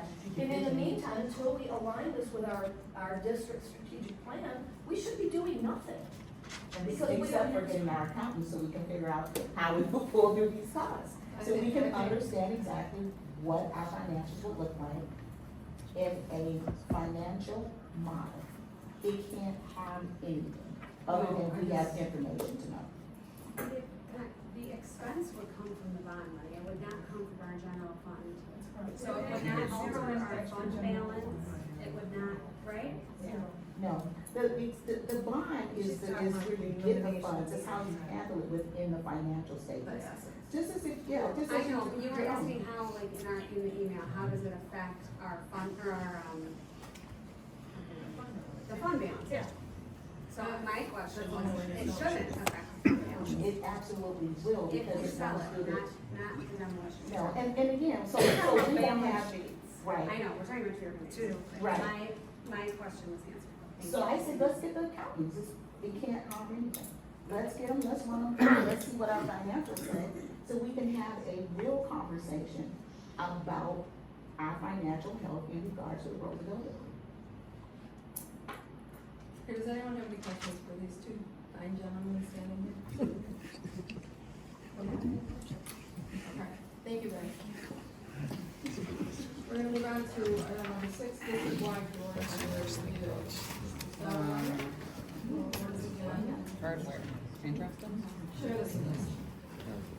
All right, so, following recommendations of our safety consultants, secure educational consultants, they recommended we look at our district-wide door hardware. Currently, we have a myriad of different types of locks in our district, and pretty much all of them you have to lock from the outside of the classroom door, from the hallway side, using a key, and as we all know, in an emergency, that's not very easy to do. And the other issue is with having the door locks out in the hallway side, typically you'll see teachers either put magnets in the door jamb, so they'll keep their door locked, and then in an emergency they'll pull the magnets out, or they'll wedge their doors open, which is against fire code. So one of the things that we're working on is we worked with our architect TFP and Janoski door hardware consultants to come up with a game plan to retrofit all of the doors in the district. I should say all classroom and office doors throughout the district. We put a bid package out on the street, and back on January 8th, we received only one bid for $2.1 million for all of this hardware. About 13 minutes after bids were due, we received a bid electronically, which is not the appropriate format, from another bidder that was less than half of that amount. And that 2.1 million was way over what we had budgeted, so we rejected that bid. We did put the package back out on the street, but from the time that first bid went out, it was decided that Chico would move to Abbott starting next year, so we eliminated the Chico building from this project because it won't be occupied by students next year. We did receive 3 bids on February 23rd, and our low bid, which we'll talk about in a minute, which is the base bid and alternate one, is $841,632. This covers 619 openings in our district. Just so you can get an idea, the second highest bid was $879,500, so it was pretty close between the low bid and the second bidder. So we have a base bid and we have an alternate bid. The base bid, currently we have Schlage mortise locks in a lot of our doors in the district. Schlage makes a retrofit kit that basically the door gets modified on the classroom side, on the inside of it, to install one of these thumb turns with an indicator on it. So essentially, instead of having to lock the door from the outside in the hallway, they can simply just flip the thumb turn, and you can see it goes from locked to unlocked, and you can see that from across the classroom. So the nice part is, in an emergency, when they're sheltering in place, they can look at their door and see from anywhere in the classroom that it is actually locked. And this particular hardware does maintain our warranty, because obviously we have, like I said, mortise lock sets. And it also is nice because it allows for daily operations. I mean, obviously students are going to the restroom quite a bit and stuff, so they can leave their doors open for daily operations, and then in emergency just flip the thumb turn. It is ADA compliant. And the other thing is, a lot of districts are going to the barricade devices, but our hardware consultant, and also there's some groups out there that don't think that those are appropriate, because the barricade devices require a special tool to unlock them. So if there's an emergency in the classroom, they have to hunt down this special tool to be able to get underneath the door to pop the barricade. And the consultants are concerned that more harm could come inside the classroom than good. And if you look at all of the active shooters situations that have happened in the past, they've never breached a locked door. So having a locked door is your best defense, and being able to lock it quickly is your best defense. Now we're going to talk about the alternates. We had an alternate 1 and an alternate 2. Alternate 1 really should be considered part of the bid because this covers all the other doors in the district. So there's a lot of doors that couldn't be modified with that retrofit kit for the thumb turn. For instance, like these are the natatorium doors at the high school in the pool area. These are the old crossbar style panics that you pretty much haven't seen since like the 70s. So they're pretty old and outdated. So those would have to be upgraded with modern panic hardware, which would include that indicator on it. Because we want all student spaces to be able to be locked quickly with that indication. There also was a lot of doors that are fire rated, and you cannot drill through fire rated doors. It avoids the UL label on that. So there was several doors that had to be replaced throughout the district. They found a lot of frames that were damaged beyond repair. Those have been signaled to be replaced. And then alternate 2, so when we had the first bid out, we only got one bidder. So we worked with Allegiant, who reps Schlage, to find out why people weren't bidding it. And what we wanted to do was to be able to open it up to other manufacturers other than Schlage. But in order to do that, they would have to replace the whole lock set to go with a different manufacturer. So alternate 2 basically was to take all of those thumb-turn retrofit kits and make them a brand new lock set, which would allow other bidders or other manufacturers to submit a bid. And in fact, all of the bidders submitted Schlage. No one opted to use that alternate. They all put prices towards it, but the consultant said we don't, what's it? Oh, I'm sorry. The consultant said we do not need to do that because all of our hardware, the Schlage hardware has like a 30 years lifespan.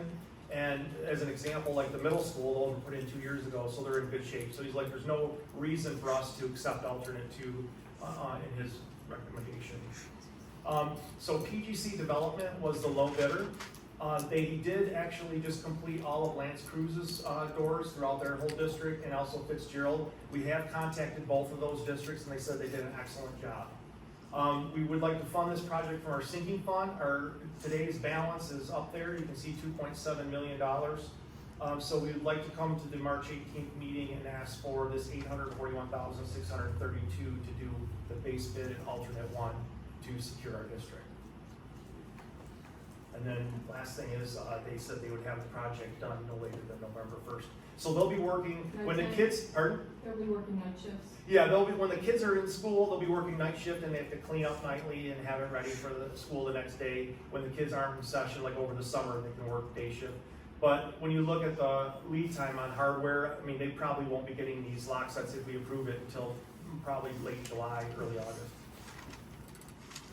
Just a quick question about these new locks. These are a deadbolt that's thrown, or is it? No, it actually throws the mortise lock set, the latch. Okay, so could I use a credit card from the outside and still get in this room? If If I was so inclined? Yeah, if you want, you can try. I mean, it's very difficult to do that with the modern mortise lock sets, but. I just want to make sure that if we're doing this, we're really doing it right. This is a big investment, it's important to do this, it is a safety issue, and unfortunately, this is the world we live in. Right. But I just want to make sure that these things are impenetrable from, And if you look at, any lockdown event, most of those end in a couple minutes, 4 or 5 minutes, so they're not gonna take the time to use a credit card to break it. just making sure, because, but yeah, you're right, because they're gonna come try the door, find out they can't They're get gonna move to the in, next and go one, on. as the police are responding, yes. At least for now. Just a comment. No later than November 1st. We signed a contract, try and push them, try and get it done as close to the beginning of the school year as possible. PGC's in their bid said that they believe they can have it done by the end of August. But we told them by contract they have till November 1st, but he says he's gonna try and get it done before school gets back in session. It's better for him, he doesn't have to go on second shift and they can get it done. It's a fairly quick process as far as doing the retrofits. It's the other doors and putting on the new panics and stuff that's gonna take a little more time. Thank you.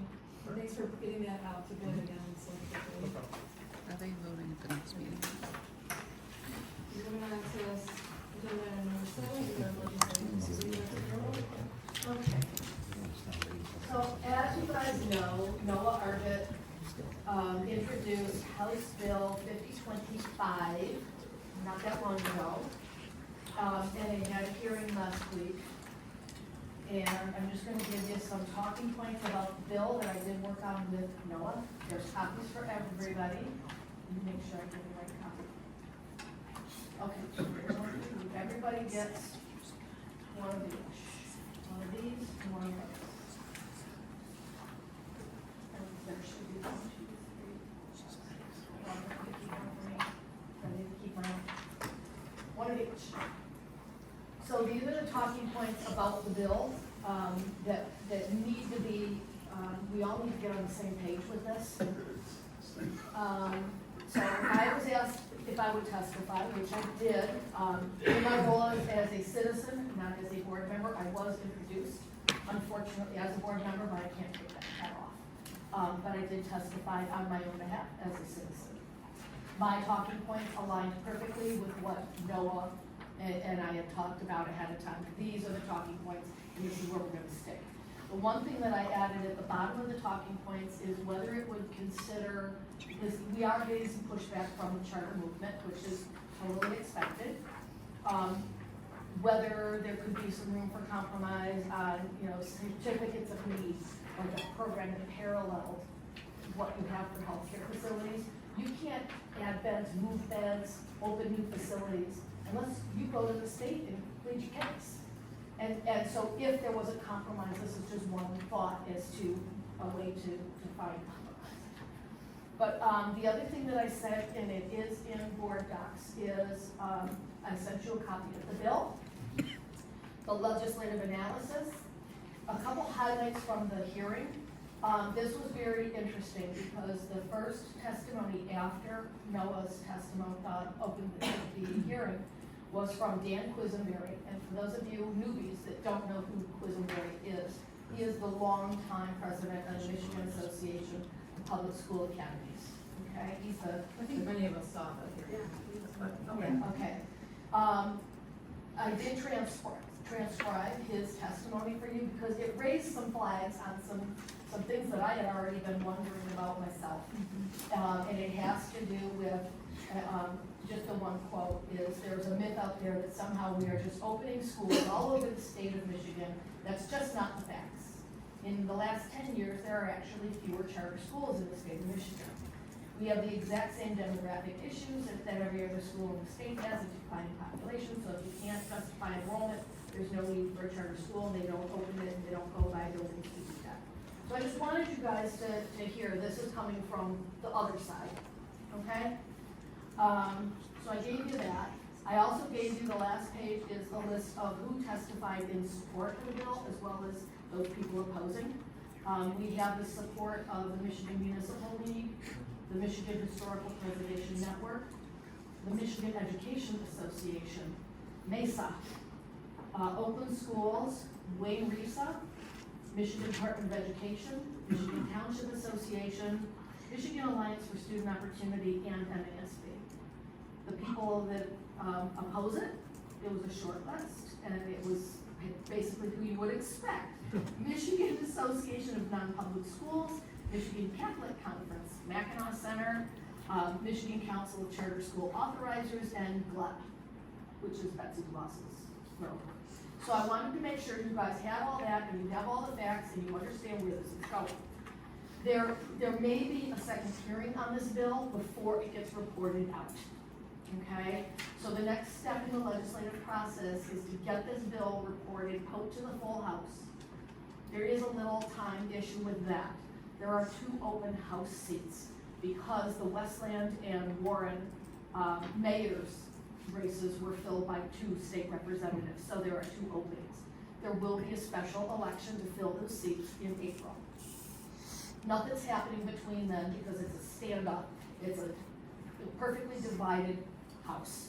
So nothing's happening, but this, if we can get it reported out, should be then taken to the House floor shortly thereafter. After which it will go to the Senate side, and we do have a friend with Rosemary Bayer who will help us on the Senate side to go through the same process. So if we can get this through both chambers and get this thing repealed anytime before December 31st or before they adjourn Sine Die, it will take effect in probably April of next year. Okay, March or April, depending on when they cut their session short. Because there are people that are up for re-election, it's probably going to go down to the wire, and we're going to have our typical December crazy.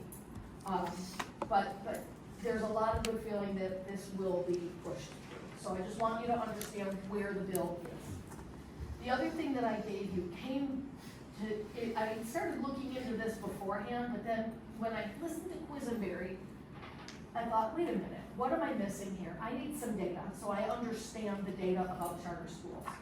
And so what I did is I put together a history of PSAs, and just, by year, dating back to 1994 when they were first authorized under law, and currently there are 295 in the state of Michigan. The cap was lifted in 2011. So those are important dates for you to understand.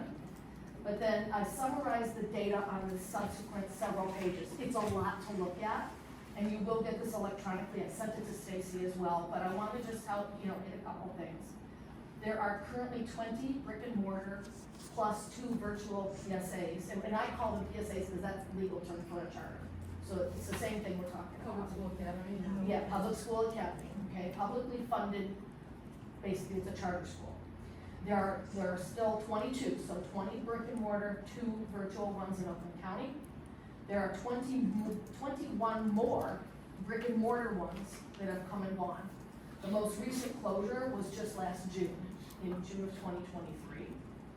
What I found fascinating was the most recent PSAs that opened in the county that are still in operation, okay? Brick and mortar, Key's Grace Academy, Madison School District sold the building, and they hold the charter. So one of our local districts chartered it, and it opened July 1st of 2015. The other one, the virtual, the most recent, was July 2nd of 2018, Lighthouse Connections, and that one, the charter is held by Oxford schools. So 2 districts are the most recent ones to get into this game. I found that fascinating. The data though clearly shows that Oakland County brick and mortar PSA expansion, it fizzled out. Are they for profit? Well, here, okay. Okay. That's very. I don't even think I want to even get into Yeah. it. Do you want to No, answer? So why, okay, let me just take a I mean, side. I shouldn't have even brought that up. That's okay, but I'll take you aside. Why would somebody do a charter? Because there's 3% that goes to the authorizer. So if they were gonna shut down, like, let's just talk about the one in Madison, and I don't know this because I have not talked to their board members as to why they did what they did. I think it's kind of odd, but they're getting 3% of the money by holding that charter. And that's why the universities do it, because they don't have to do a hell of a lot of work, and they get 3% of the revenue. Off the top, it just goes straight, that's the deal, okay? And that's why universities do it. So I thought that was fascinating. Everybody else wants to know that everything is not. And the one you just said, he's in Madison. He's in Madison, yeah. Proficiency isn't. The proficiency is actually worse than this, so I'm sorry, this was Cheryl, just fascinating. I don't want to That's okay. interrupt you. I can't take it anymore. Are you I'm freezing? freezing. Shut up, yeah, okay, yes. I could hear the keys We're chattering over moving here. my papers over. It's okay, I could hear the keys chattering over here, so I'm so that's sorry. fine. I'm It's not a not problem. with you. I'm trying This to is hold just on. fascinating data But to I take want to on. hear what you're saying. Yeah. But anyways, before that whole Madison and Oxford thing, the most recent brick and mortar PSA that opened was 10 years ago. They're not open anymore. Statewide PSA expansion is also negligible. Interesting, 'cause I thought Pontiac opened a few of the last, like since COVID. So. Nope. Or maybe it's something else. Maybe it's something else they Why are they did. not open? Well, here, in 2022, which was the most recent, and this came right from the PSA people, in Michigan, 6 were open, but 4 closed. So it was only a net gain of 2. And so, I just found that data. So then I also looked at some of the student achievement against the district that they're located in, because it's fascinating when you start diving into this. But the other thing that I really started to realize is there are several PSAs within 10 miles of this district. But every day, at least 800 students from Pontiac alone drive past them to come here for an education. I also gave you the list from MDE as to what they require an authorizer to consider before they issue a contract. So fascinating data that I just thought you guys really should see. If you go to your spreadsheets, I do have it by authorizer. There is one unicorn in that. In order to be a community college, to be a PSA authorizer, you can only authorize in the county that you are in. So OCC could only authorize in Oakland County, with one notable exception, and that's Bay Mills. And that is because it's tribal, and they're allowed to go anywhere in the state. So I just think it's fascinating data. I sorted the currently operating ones by the date that they opened. And so you can see them in descending order from where they are, what district. You can see the reported proficiency in the charter, benchmarked against the district they're in, and against West Bloomfield. So we can, just to compare. The charters are done, or the virtuals are done in blue, because they're a little different. And then the closed PSAs are on the following with their closure dates, and you can see they've been steadily closing. There were, 4 in 2018 that closed, 3 in 2017, 2 in 2016, 2 in 2015, 2 in 2014. So they've been dropping off every year, so. Well, we were the fastest growing.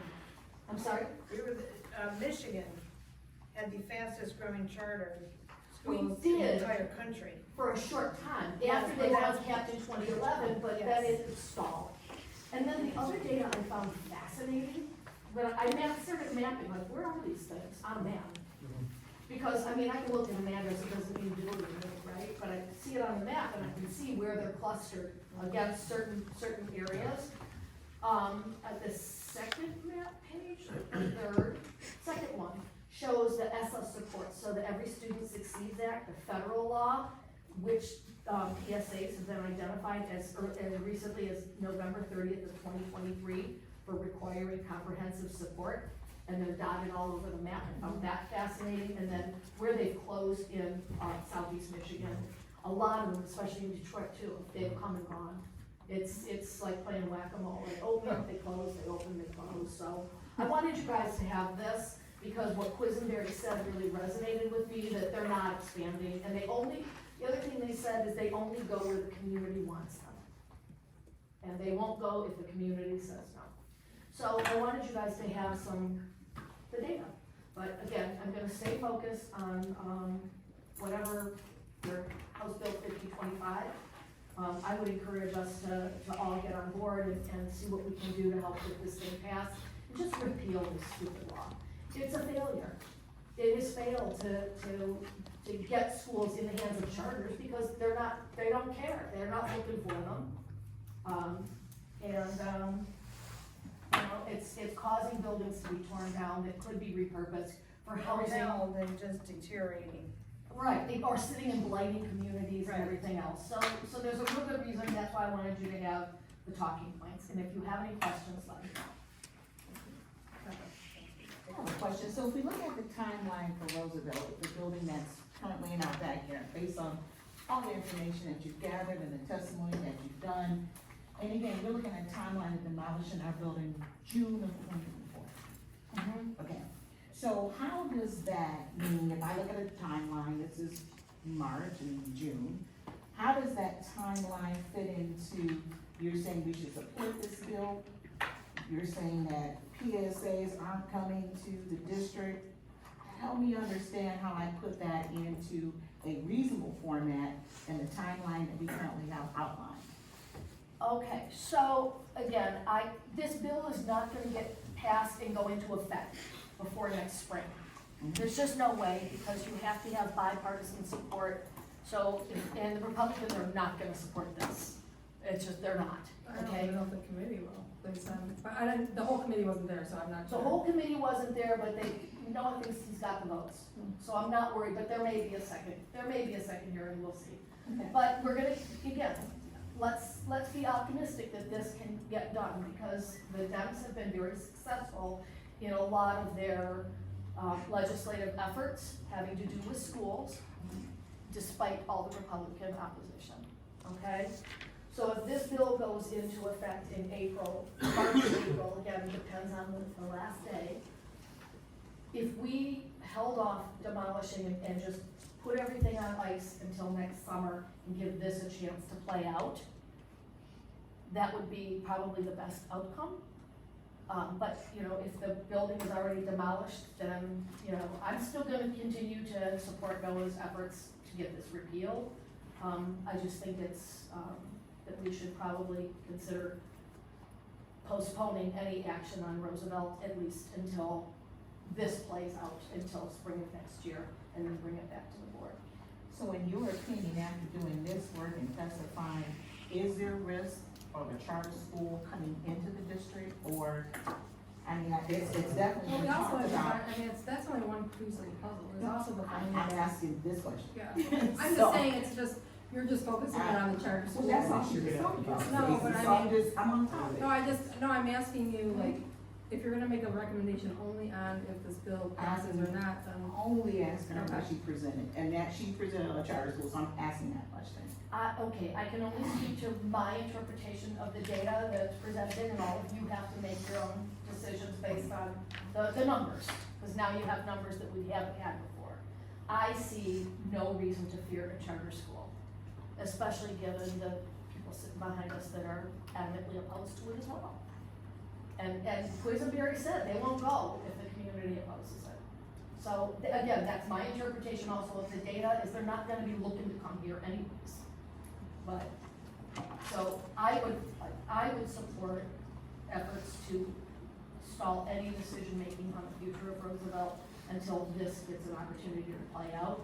The money to sell this, again, until we align with the strategic planning, I mean, is $1 million, are we in that dire of financial strait that $1 million is gonna make or break this district in a year?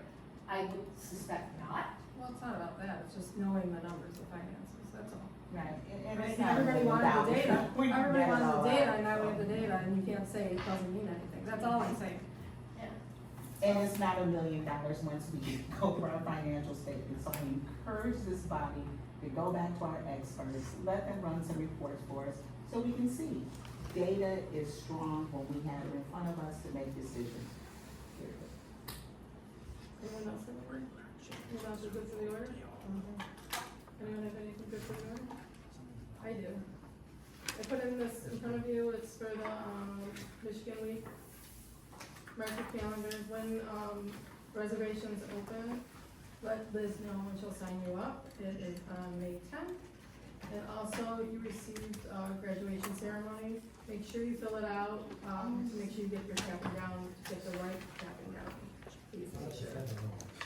I'm wearing my own. So let them know, because I they did, get I did. confused every time. I know it's Yeah, we always say. I don't want that name, that's not So something if I you have. just fill out the form and not put in the size. That's what I did. Then you hit submit, it'll allow you to hit submit if you don't put in a second about Yeah. information, they just wanna know who's coming. And I did tell Liz, just so you know, it was not like, I got one, I'm good, I don't need I that. always get, I always get my hood is one color, I'll change that too. You gotta write it down, you gotta write it down. You can change it, but, so if you say your education or whatever. Your highest school, education. Put the color in parentheses. Oh, okay, I'll do that, yes, okay. Maybe they could get you, if you already have the keeper now, maybe they can get you the keeper hood, so you don't have to run it every year too. Just saying. I don't know. Give you the whole thing, it Whatever. comes in. They rent it, so. I have one more Okay. thing. Alright, so I think that's all I have. So April 17th, OCSBA has added an extra, event. It will be a dinner workshop, please add this to our calendar, Donna. It is a parliamentary procedure workshop. So I will feed you, I promise, I will feed you, I always feed you. I always feed you well.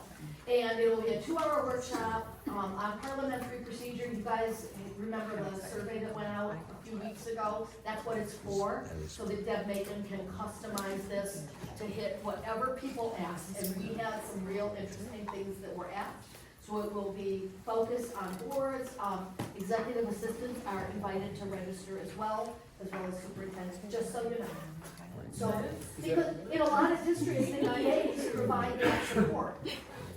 A lot of EAs provide that support in districts, so you're welcome to register. So, April 17th, Oakland Schools.